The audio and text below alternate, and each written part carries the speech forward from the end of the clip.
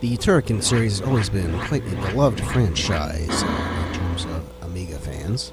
The Amiga, of course, had many great games, many superior ports when it comes to ports. And in fact, even the Turrican series was a port originally. It was a port of the Commodore 64.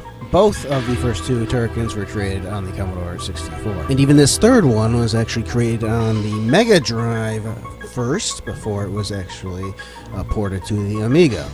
Despite this, it has always been the Amiga fans in particular which have always identified and loved this series. But I've always felt that kind of comes with an asterisk attached to it. But it always appears to me that the fans of Turrican, while they love and adore the first two, they always kind of look down on this third one, which is actually, well, guess what, everybody? This is my favorite Turrican.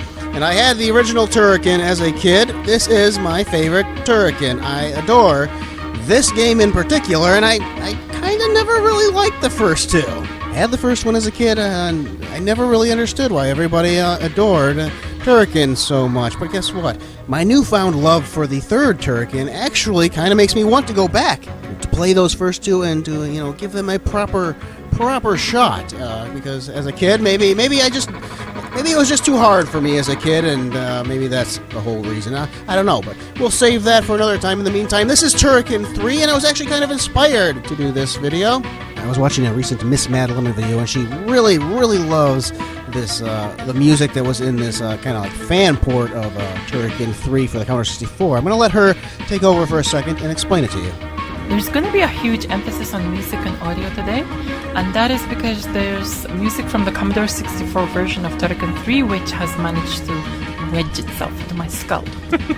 So today I'm going to listen to the SID and try to recreate it on the Amiga using Sound Tracker Pro 2, which is of course my favorite tracker program.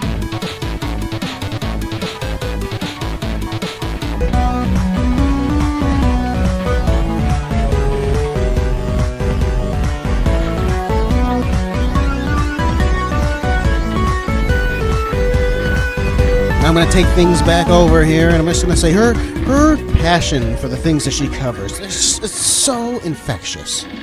You feel like you're on the journey with her. Just the overall passion. And that's exactly what I try to be. I try to be as passionate as possible when I cover anything, regardless of the system or game.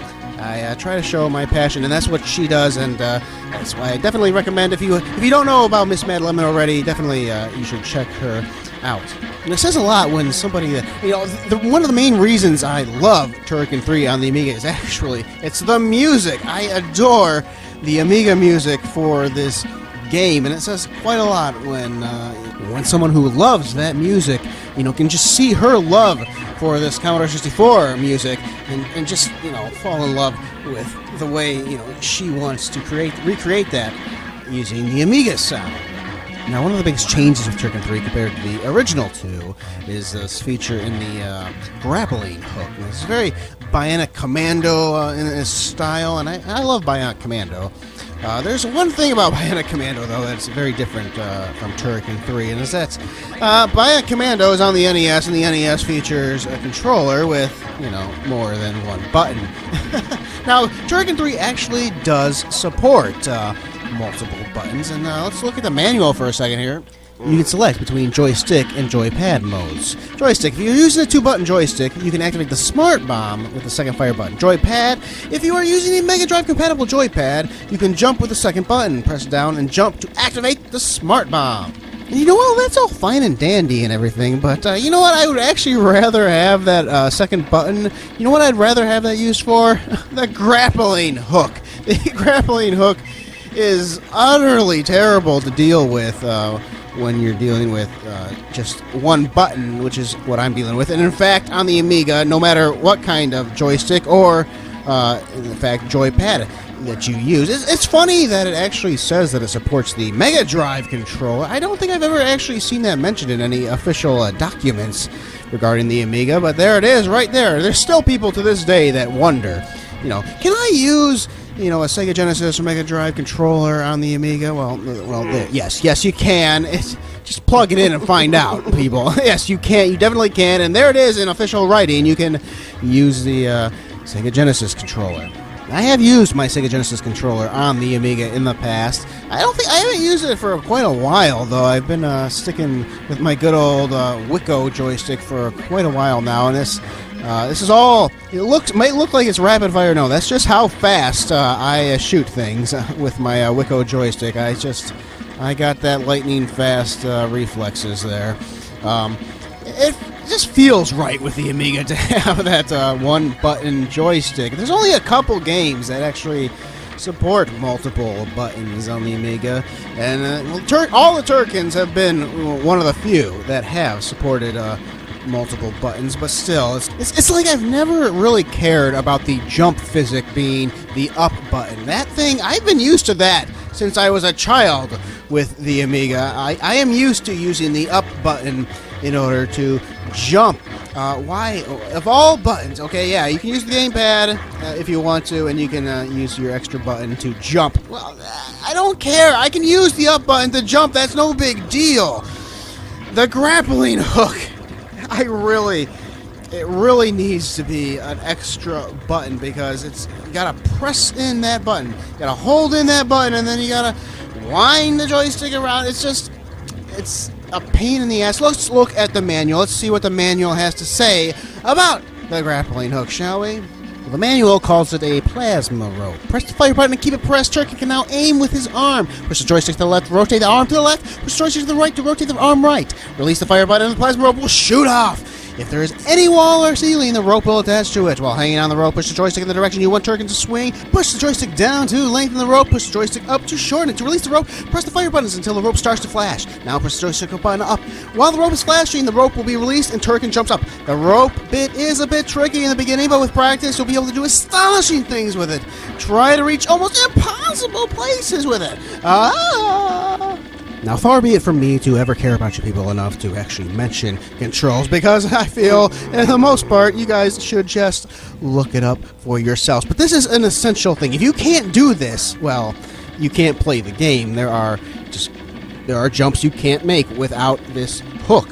You know, and the manual itself says, well, it's a bit tricky at first. Well, maybe that's a problem. Maybe they should have just went with the extra button to be for the grappling hook there. Maybe I would have used the gamepad if that were the case. If you look at the Mega Drive version of this game, and you look at people playing the Mega Drive version, they have no problem whatsoever with that hook. Look at me. I'm afraid to use it, because I don't want to be hit by these creatures and then fall on my ass there. But yes, it's true that you will get used to the grappling hook, to the point where you're going to see me later on in the game, and you're going to see me make some very quick and fast and fluid movements with that grappling hook. But no matter what, the thing about the grappling hook is, even when you get used to it, you're going to get used to it, but even when you do get used to it, there's going to be those moments in time when you just slip. You slip and you screw something up, because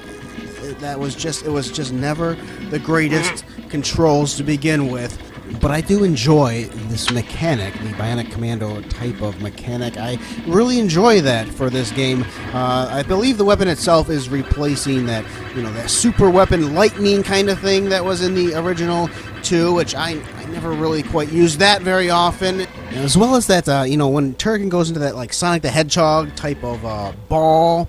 I don't know what that's called, but when he does that, that's a mechanic that is used quite often in the first 2 to get to various areas, and it's a strategy you use in the first 2. And it's one that I never really liked in the first 2. Now you do have that ability in this one, but it's never really required in this game. So it really feels like they took out that part of the gameplay mechanics, and they replaced it with these this grappling hook kind of thing every once in a while, which I enjoy that particular change. Now, another change with Turrican 3, and this is the one I believe is the cause of all the issues with the Turrican fans, and with their perception of the third one being the worst of them all. It's the first 2.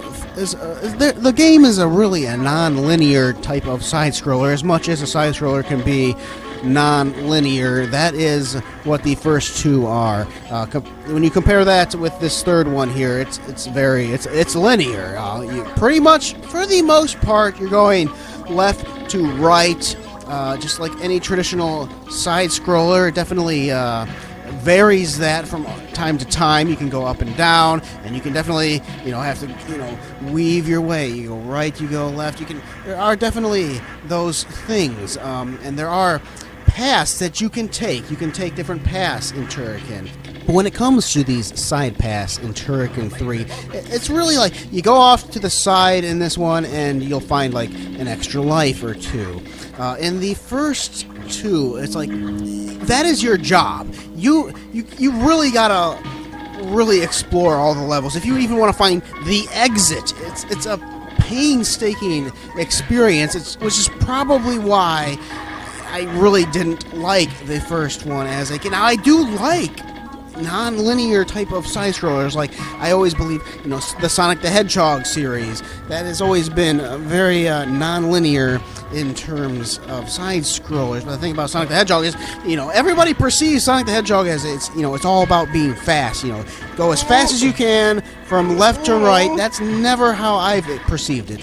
With Sonic the Hedgehog, I'm always, how much can I explore? I want to explore. I really do want to explore. I should really like the first two Turricans, but the thing about it is the Turrican games feature just a terribly unfair time limit.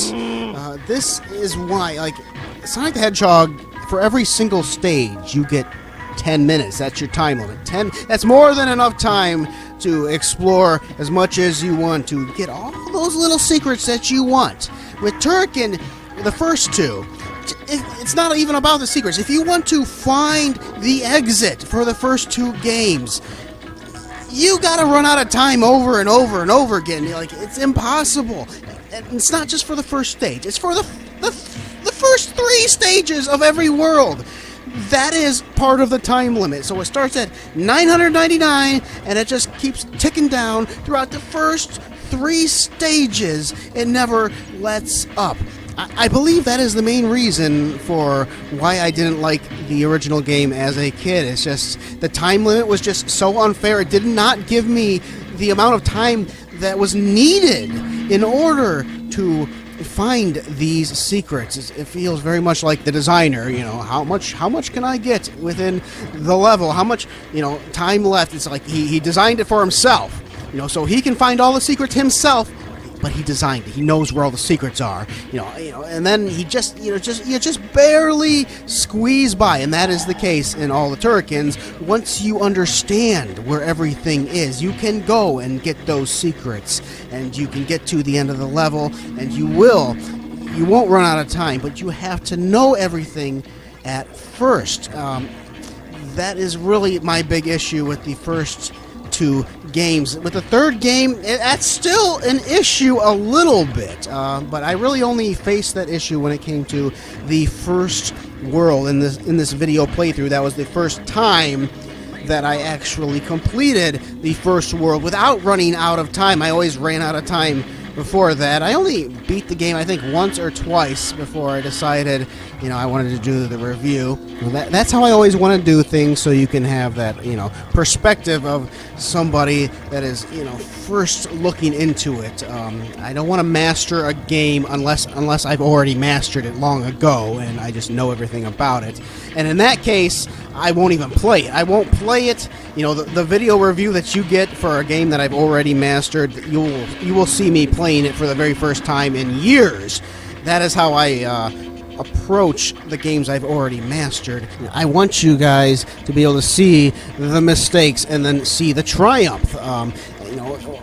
What good is my complaining about a grappling hook?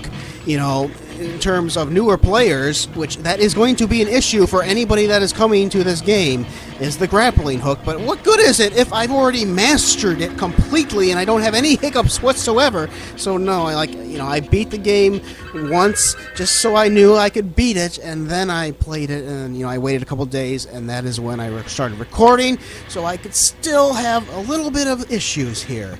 Now, as we start this beautiful, beautiful looking sky level with just some incredible music. I gotta take some time here and talk about the music. I know at the beginning I said, I do like the music to this Amiga version, but I gotta, just say it matter-of-factly here.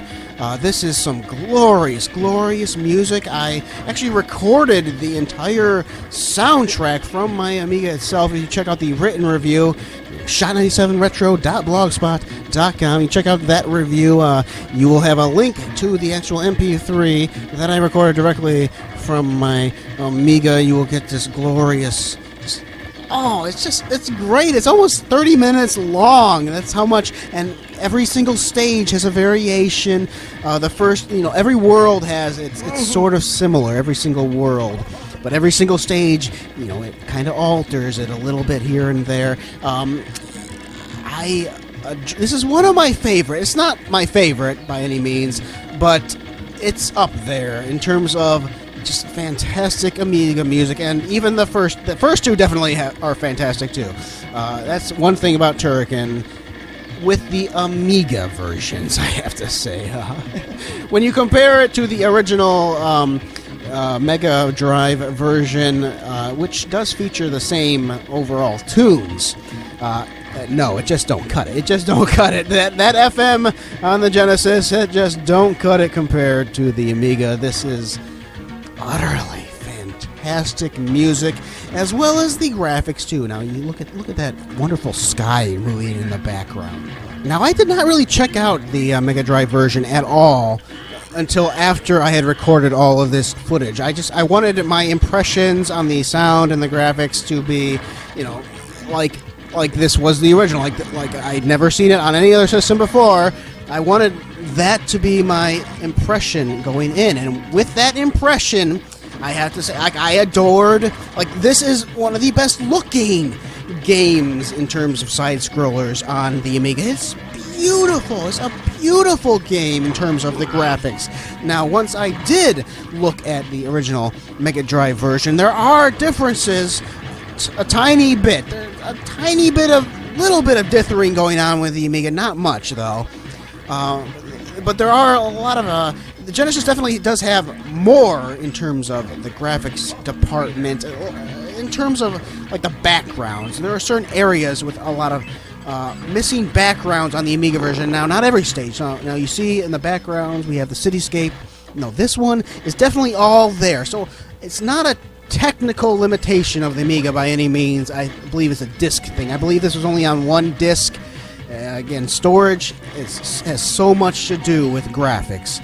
But with the Amiga version, there are certain stages where there'll be more black backgrounds as opposed to the Genesis or Mega Drive version. I say Mega Drive instead of Genesis. I am from America, so it's Genesis to me. But I have the feeling that Mega Turrican, as it's called on the Mega Drive, I have a feeling that it was never released in America. And in fact, I don't believe Turrican 3 was ever released in America on the Amiga either.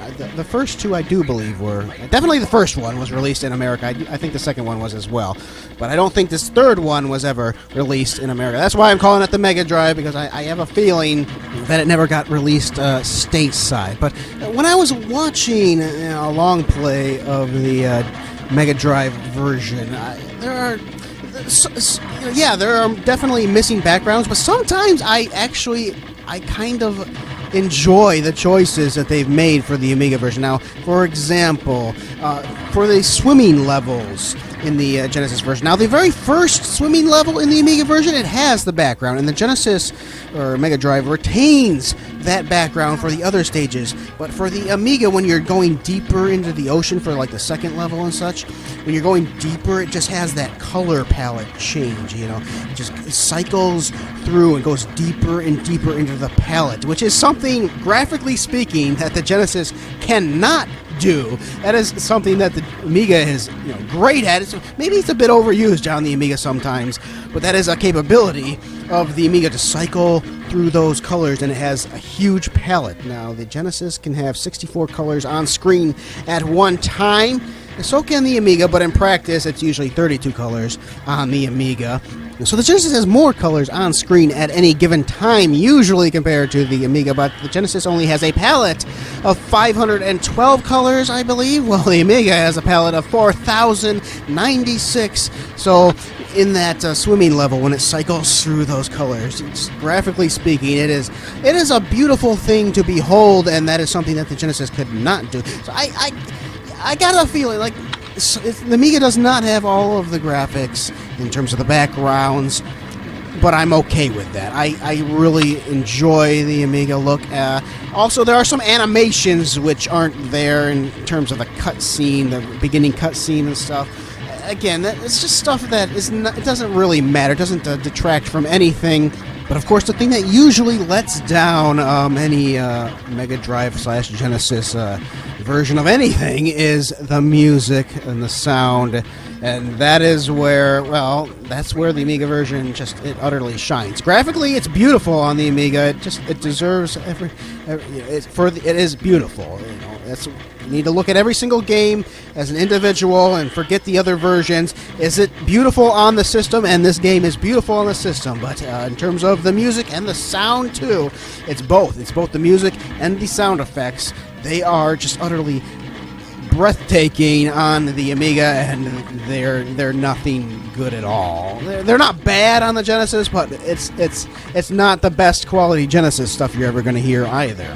It is the music which makes the Amiga version probably the definitive version, despite not being the original. It's another case where, well, it's still a port, and it's a late port at that, but it's still the best on the Amiga, which is, it's a wonderful thing to have those late games still be the best. The best version possible is still on the Amiga, and graphically speaking, I have to say, part of the reason why I love this one in particular, third one over the first two, is the graphics, and this looks like a 16-bit game to me. It looks like a 16-bit game. When you look at the first two, yeah, the Amiga did improve a little bit upon the Commodore 64 originals, but you can only differ so much from the original versions. When you try to upgrade, you can't change too much, and the original versions of the first two are on the Commodore 64.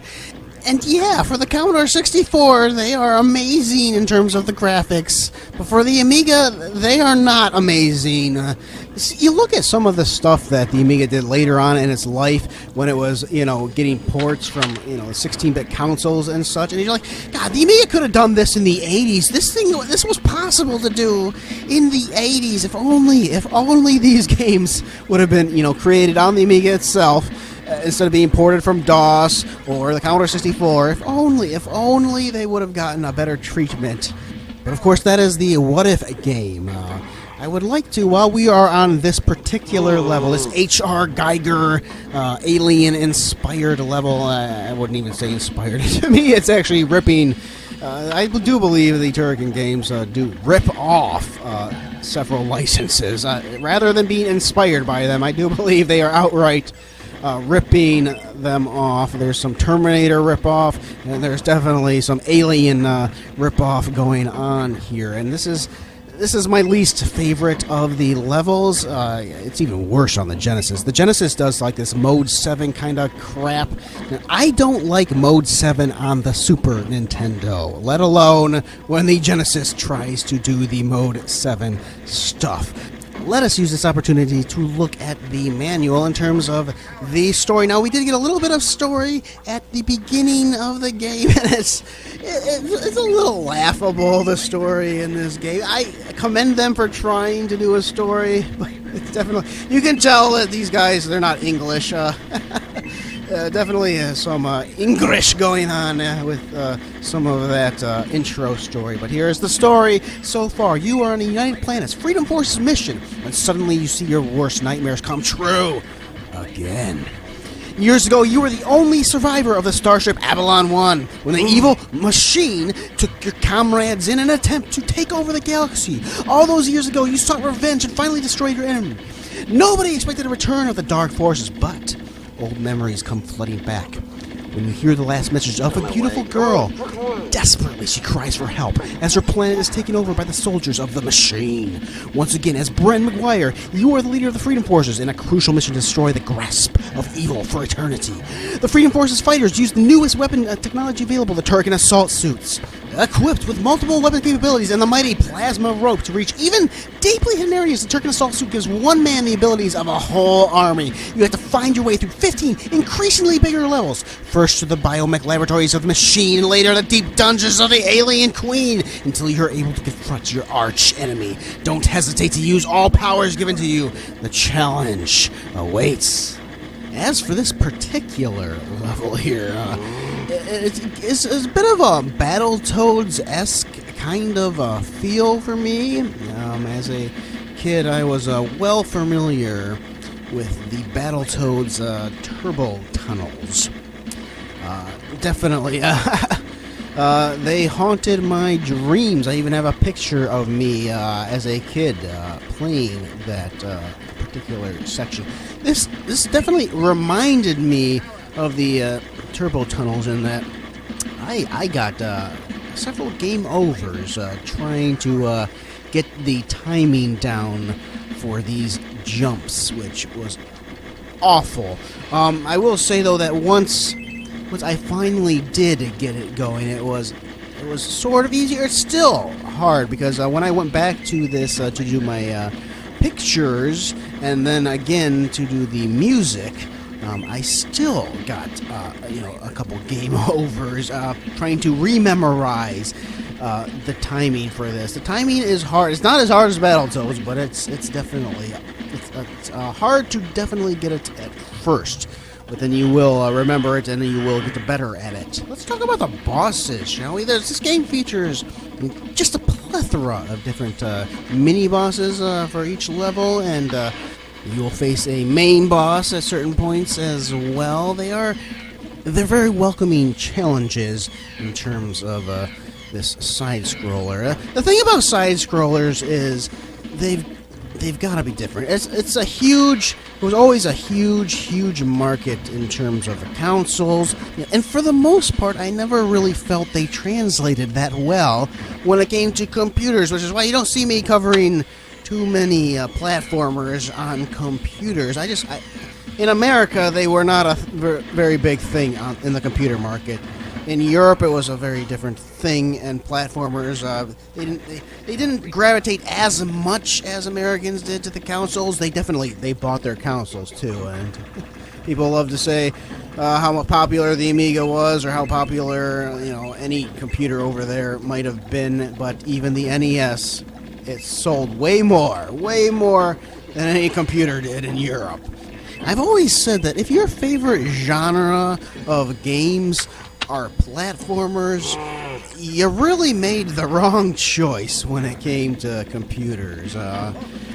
Not to say that the Amiga and DOS and then all these other computers didn't have some awesome side-scrollers, but generally speaking, if that is what you are attracted to, well, maybe you should be looking towards the NES. Maybe you should be looking towards the Sega Genesis or Super Nintendo. Maybe you should be looking at those consoles, even though you love your Amigas and your DOS machines. It wouldn't hurt you to look at those other machines because, generally speaking, they made the best side-scrollers. But there are great side-scrollers on many various different computers, and for the Amiga, Turrican 3 is definitely up there. Even though it might have been a Mega Drive original, it's based off those first two Turricans. It's still inspired by those first two, which was originally Commodore 64. So it's a computer thing. But even for consoles, they're a dime a dozen. Platformers are a dime a dozen for 16 and 8-bit consoles. You got to be something special if you want to stand out, if you want to stand the test of time, and even if you wanted to be liked back in the day, you had to offer something special that nobody else could offer you. I do believe Turrican 3 offers you that. It's in the music, it's in the beautiful scenery and different level designs, it's in those mini-bosses and unique enemies. in terms of side-scrollers, this one, it stands out. It's everything you want in a side-scrolling game. It definitely deserves to be discussed in terms of the Amiga, in terms of any classic platforming game. It's been a while since I've done a straight PAL game on my channel. I've done a couple PAL games, but they played in NTSC mode, like World Circuit, for example. But I played it in NTSC mode because it played in NTSC mode. It played faster in NTSC mode. But it's been a while since I've done a pure PAL game. This is a pure PAL game. I could not. I tried to get it to run in NTSC mode just to see what it would look like and play like, and I could not get it to run. So I imagine this one was never even released in America, unlike the first two. And I think this is the first pure PAL game that I really enjoyed. A couple of the other ones I didn't enjoy so much. Not to say that there aren't a plethora of wonderful PAL games, but this channel, it's always about it's about being different, and nobody else shows you the plethora of NTSC games, and they don't even realize what games are NTSC. That's why this channel is always more focused on highlighting those areas. There's no shortage of people covering a game like Turrican for the Amiga. No shortage of that. There is an incredible shortage of people covering fantastic American games like A Lost Dutchman Mine. Even like all-time classic like a Civilization or a Railroad Tycoon. These are games that stand the test of time, that deserve to be in Hall of Fame lists, and they are never covered, they are never even featured in anybody's list of greatest Amiga games. It's a damn shame. That's why this channel, it definitely, I want to highlight the American stuff, but I am no stranger to the European stuff, and that's why I'm very happy. I'm very happy that I got to show this one off, because I do enjoy these types of games when they're good. When the side-scrollers are good, I love them. And this is definitely a good one. Let's look at a couple reviews real quick. Now, like I said earlier, it's always been my perception that the fans of the series, they kind of look down on this third one now. Imagine my surprise when I went to look up the reviews of the time period on this game, and they disagree with those fans quite a bit. Here's the verdict on Turrican 3. It's one of the best platform games I played on the Amiga. The 28 tunes are breathtaking, and Chris Hasselbeck, he should win an award for the best Amiga music I've heard. It complements the frantic pace perfectly, as does the brilliant FX, and the whole lot can be listened to in Dolby Surround. I don't know about the Dolby thing. Mix the lot together, and you've got a game that you better go and buy right now. Now, here's a very different type of review from my kind of guy. It's very strange to have a guy like this in terms of the European magazines. He does not seem to like platformers too much. He likes the more in-depth games like I do. Although I've never gotten around to playing a Turrican game, I've seen other people play them, and it has to be said, this does look remarkably similar to those games gone by. I cannot testify as to whether it plays the same, but if it does, then it is certainly my loss for having never indulged myself before. Now, in reality, you know what? I don't think this guy would have liked the first two, because they do play a little bit differently. I don't think they would have held his attention. This is what he has to say about it in the scoring. This type of game is never going to get an exceptional score from me. As far as I'm concerned, it is far too limiting to ever have any real lasting appeal. However, Turrican 3 will do better than most. It is unusual for a game like this to hold my attention for more than a couple of minutes. Blaster did it last month, and now Turrican 3 has done it again. I can't find a major fault with this game. If I were you, I would still check out Blaster first, though. Second opinion, I've always been a big fan of both Turrican 1 and 2, but this third part makes its predecessors look plain average. A huge action-packed blaster worth another 7 or 8%, in my opinion. Well, there you go. You got it from a guy who wasn't even a fan of the first two, and he liked it, and then you got it from a real fan who likes the first two, and he thinks this one it blows the rest of them away. Turrican 3 carries on where the others left off and still manages to retain that high standard of gameplay coupled with fancy graphics and sound. They then make fun of the story, again, like I did a little earlier. But here's the best thing about Renegade's platform shoot-em-ups is the fact that it is so playable. It's one of the very few games that has captivated the whole office, and when a game does that, you know it's gotta be good. For gamers wanting a bloody good platformer with the opportunity to blast away with your heart's content, then you need to look no further than Turrican 3. Turrican 3 captures the spirit and playability of the original series of games. If you want a game that not only plays well but looks and sounds good, then Renegade's Blaster is ideal. It's amazing. They're all like that. I looked at every single review I could find on the Amiga magazine rack, and every last one of them thinks this is the best Turrican of them all. So is my perception off? Am I wrong when I have the feeling that everybody dislikes this game, or at least thinks it's the worst of the three? I don't know. That's always been my feeling. It might be because of elite forum members, and that's always the thing. When you frequent forums, you tend to get lambasted with very pompous, arrogant type of responses, very holier than thou, and they love the first two because they're so non-linear, and they don't dig deep, and they don't even have any understanding whatsoever of what people thought back in the day, or what somebody new coming to the series might think. If you actually do feel that the first two are the best, maybe they are. I'm going to have to look into them again myself. Maybe I'll change my mind when I do. I definitely want to look back at them. But I will say, I had the first one as a kid, and I never really liked it. I came to this one much later on, and I like this one enough that it makes me want to go back and play those first two. So if you are a fan of those first two Turrican games, maybe you should stop your hatred for the third one, and maybe you should actually recommend the newcomers come to this one first, because if they do come to this one and they do like it, I'm going to say, as somebody who had it originally and didn't like the first one, maybe this is your ticket to get them to like the first two, because I'm telling you, I'm going to go back to the first two, and maybe I will agree with you all later on when I play those again. Maybe I will. Just like some of those forum people, maybe I will enjoy the first two Turricans more than this one. But if I do, if my mind changes, it will be because I cared and loved this third one. This is a fantastic game, everybody.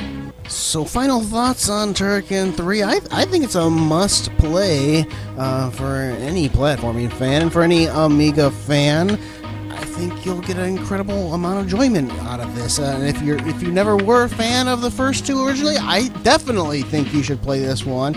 It just might be the ticket for you to go back and enjoy the first two. So that's it, everybody. I hope you enjoyed the review. I definitely want to point everybody to MsMadLemon's excellent video where she looks at the Commodore 64 special version of Turrican 3, and she goes on her Amiga and she translates that music onto the Amiga via Soundtracker Pro 2.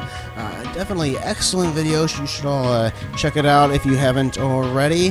Next one I'm going to point you to is one of my own. I make music too on the Amiga, guys. Check out my full-length 13-track, 40-something minute long album created fully on the Amiga, Riding with the Amiga by Shot97Me. I hope you enjoy that one. I'll next point you to my last couple of videos that didn't get nearly any attention. I hate it when you guys do that, and I'll keep hawking these videos until they do get an acceptable amount of views.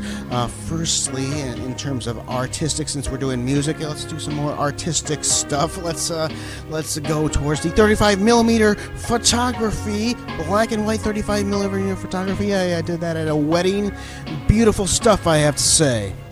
And lastly, my retro goodness episode on the board game of life. 3 generations, 1960, 1978, 2004 Simpsons version. I think you'll enjoy that. Check them out.